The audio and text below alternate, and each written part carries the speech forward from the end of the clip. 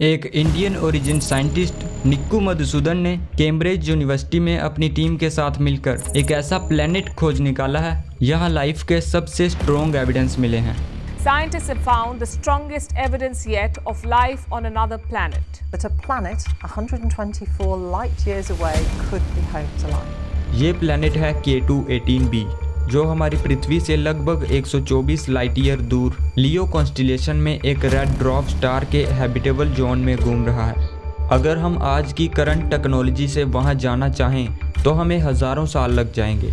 तो सवाल ये उठता है, अगर ये कंफर्म हो जाए कि वहाँ एलियन लाइफ मौजूद है तो क्या हम वहाँ तक पहुँच भी पाएंगे?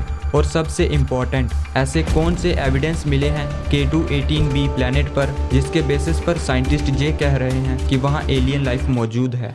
आइए जानते हैं आज के इस वीडियो में।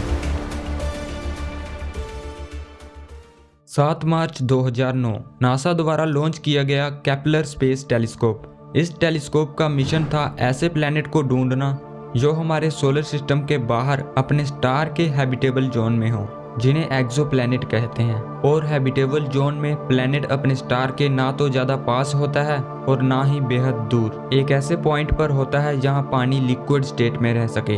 इन प्लैनेट को खोजने के लिए ट्रांजिट मेथड का इस्तेमाल किया जाता है, जिसमें जब कोई प्लैनेट अपने स्टार के सामने से गुजरता है तो स्टार से आती लाइट डिम होती है और उस डिम लाइट को ऑब्जर्व करके प्लैनेट का पता लगाया जाता है। केपलर स्पेस टेलीस्कोप का मिशन 2009 से 2018 तक चला। अपनी 10 साल की जर्नी में केपलर ने 5 लाख से भी ज़्यादा स्टार को ऑब्जर्व किया और 2600 से भी ज़्यादा एक्सोप्लैनेट को डिस्कवर किया, जिसमें शामिल हैं केपलर K2b, केपलर 62e और K2-18b। ऐसे कई एक्सोप्लैनेट को डिस्कवर किया। साल 2015 में पहली बार केपलर ने K2-18b प्लैनेट को डिस्कवर किया, जो अपने स्टार K2-18 का सेकंड क्लोजेस्ट प्लैनेट है। ये स्टार एक रेड ड्वार्फ स्टार है। रेड ड्वार्फ स्टार हमारे सूरज से काफ़ी छोटे और डिम होते हैं, अपने न्यूक्लियर फ्यूल को बेहद ही स्लो बर्न करते हैं। इसी वजह से इनका एस्टिमेटेड लाइफ स्पैन लगभग 10 ट्रिलियन ईयर्स तक होता है, जबकि हमारे सूरज की एक्सपेक्टेड लाइफ सिर्फ 10 बिलियन ईयर्स है। K2-18b प्लैनेट का रेडियस पृथ्वी से 2.6 गुना बड़ा है और मास लगभग 8.6 टाइम्स ज़्यादा है। ऐसे टाइप के प्लैनेट को सुपर अर्थ या मिनी नेपट्यून कहा जाता है, क्योंकि ना तो ये पूरी तरह रॉकी प्लैनेट होते हैं और ना ही गैस जाइंट्स जैसे यूपिटर। जब इस प्लैनेट की खोज हुई तो केपलर स्पेस टेलीस्कोप ने सिर्फ इसके एग्जिस्टेंस को कंफर्म किया, लेकिन केपलर के पास इतनी कैपेबिलिटी नहीं थी कि वो बता पाए इस प्लैनेट के एटमॉस्फेयर में कौन कौन से एलिमेंट या गैसेस मौजूद हैं। इसी लिमिटेशन को दूर करने के लिए साइंटिस्ट ने हबल स्पेस टेलीस्कोप का यूज़ किया ताकि K2-18b के एटमॉस्फेयर की डिटेल्ड स्टडी की जा सके और ये समझा जा सके कि वहाँ लाइफ सपोर्टिंग कंडीशंस हो सकती हैं। हबल स्पेस टेलीस्कोप को 1990s में ही लॉन्च कर दिया गया था, एक खास मिशन के साथ स्पेस की इमेजेस बिना अर्थ एटमॉस्फेयर के इंटरफेरेंस से कैप्चर करना। ग्राउंड बेस्ड टेलीस्कोप जब स्पेस को ऑब्जर्व करते हैं तो अर्थ एटमॉस्फेयर के वजह से उनकी इमेजेस में ब्लर और डिस्टॉर्शन आ जाता है। इसी प्रॉब्लम को सॉल्व करने के लिए हबल को अर्थ के एटमॉस्फेयर के बाहर लगभग 550 किलोमीटर की हाइट पर प्लेस किया गया ताकि हमें स्पेस की शार्प और क्लियर इमेजेस मिल सके। साल 2018 में हबल स्पेस टेलीस्कोप की ऑब्जर्वेशन से एक बड़ी डिस्कवरी हुई। ये कंफर्म हुआ कि K2-18b के एटमॉस्फेयर में वाटर वेपर मौजूद हैं। इस डिस्कवरी ने साइंटिस्ट को हैरान कर दिया। कैम्ब्रिज यूनिवर्सिटी के एस्ट्रोफिजिस्ट निक्कू मधुसूदन ने इस प्लैनेट को हाइशियन वर्ल्ड कैटेगरी में डाल दिया। हाइशियन वर्ल्ड ऐसे प्लैनेट होते हैं जिनके सरफेस पर डीप लिक्विड ओशियन होते हैं और इनका एटमॉस्फेयर हाइड्रोजन रिच होता है, एक ऐसा कॉम्बिनेशन जो लाइफ के लिए सूटेबल हो सके। लेकिन इससे पहले कि हम K2-18b के लाइफ सपोर्टिंग कंडीशन को समझें, क्वेश्चन ये है कि जब प्लैनेट हज़ारों लाइट ईयर दूर है तो उसके एटमॉस्फेयर के बारे में साइंटिस्ट कैसे जान लेते हैं? Hubble space telescope visible light के साथ साथ इंफ्रारेड स्पेक्ट्रम में भी इमेजेस कैप्चर कर सकता है।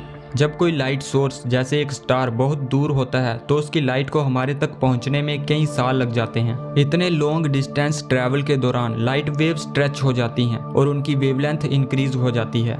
इसी फिनोमिनन को कहा जाता है रेड शिफ्ट। ये रेड शिफ्ट साइंटिस्ट को एक्सपेंशन ऑफ यूनिवर्स गैलेक्सीज कितनी तेजी से हमसे दूर जा रही हैं और दूर लोकेटेड ऑब्जेक्ट जैसे स्टार के डिस्टेंस को समझने में हेल्प करता है। हर लाइट वेव का अपना एक यूनिक वेवलेंथ होता है। हम सिर्फ एक छोटी रेंज की लाइट वेव को देख सकते हैं जिसे विजिबल लाइट स्पेक्ट्रम कहा जाता है। इसकी वेवलेंथ होती है 380 नैनोमीटर से 750 नैनोमीटर तक। इंफ्रारेड लाइट जो आंखों से नहीं दिखाई देती है उसकी वेवलेंथ होती है 750 नैनोमीटर से कई माइक्रोमीटर्स तक और इसी रेंज में हबल जैसे टेलीस्कोप काम करते हैं। साइंटिस्ट को पता है हर एलिमेंट या मॉलिक्यूल एक स्पेसिफिक वेवलेंथ की लाइट को एब्जॉर्ब करता है। For example sodium 589 nanometre wavelength की लाइट को एब्जॉर्ब करता है, हाइड्रोजन 121.6 नैनोमीटर वेवलेंथ की और वाटर मॉलिक्यूल अराउंड 1400 नैनोमीटर की इंफ्रारेड लाइट को एब्जॉर्ब करते हैं। जब प्लैनेट अपने स्टार के सामने आता है तो स्टार से आती लाइट प्लैनेट के एटमॉस्फेयर से गुजरती हुई आती है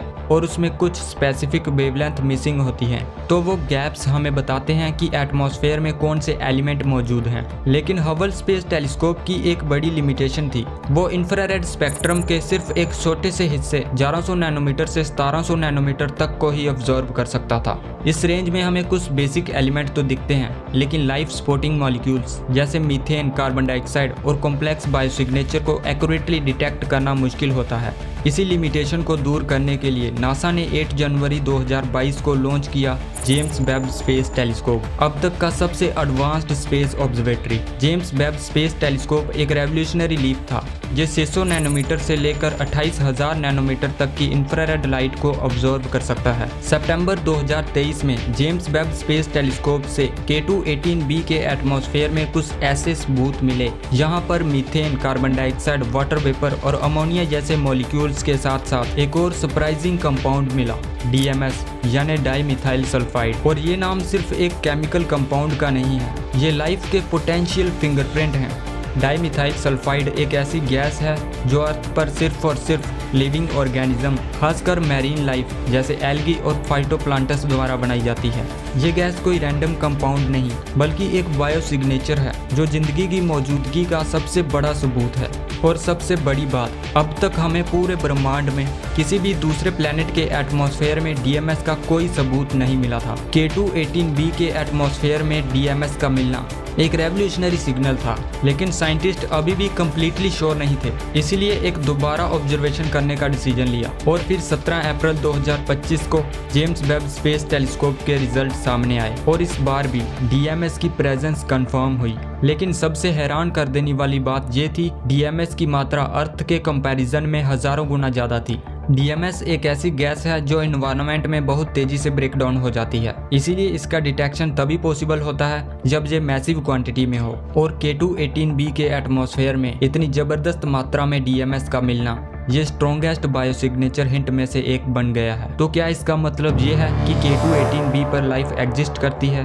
क्या हम कह सकते हैं कि एलियन लाइफ मिल चुकी है? अभी नहीं। DMS का डिटेक्शन एक स्ट्रॉन्ग बायोसिग्नेचर सिग्नल है, लेकिन अभी तक ये रिसर्च सिर्फ 3 सिग्मा लेवल तक पहुंची है। साइंटिफिक वर्ल्ड में किसी भी डिस्कवरी को कंफर्म तब माना जाता है जब उसका सर्टेनिटी लेवल 5 सिग्मा लेवल तक पहुंच जाए। प्रोफेसर निक्कू मधुसूदन और उनकी टीम अब इस ऑब्जर्वेशन को कंफर्म करने के लिए K2-18b को दोबारा स्टडी कर रहे हैं। इस बार गोल होगा DMS और DMDS गैसेस की प्रेजेंस को 5 सिग्मा एक्यूरेसी से वेरीफाई करना और साथ ही इथेन जैसे बाय प्रोडक्ट मॉलिक्यूल को डिटेक्ट करना जो DMS के ब्रेकडाउन से बनते हैं। अगर ये कंफर्म हो जाए तो ये होगी इंसानी इतिहास की सबसे बड़ी खोज, पृथ्वी के बाहर पहली बार किसी लाइफ फॉर्म का सिग्नल। ये शुरुआत है एक नए स्पेस एरा की। ऐसे हजारों एक्सोप्लैनेट और भी हैं जहां लाइफ के हिंट छिपे हो सकते हैं और हर एक ऑब्जर्वेशन हमें एक कदम और करीब ले जाता है उस सवाल के, क्या हम अकेले हैं? तो आपको क्या लगता है, क्या K2-18b पर लाइफ है? लिखो अपनी राय कमेंट्स में। और अगर आपको ऐसे ही स्पेस और साइंस के डीप वीडियोस पसंद हैं तो सब्सक्राइब करना मत भूलना। मैं मिलूंगा एक नए वीडियो के साथ।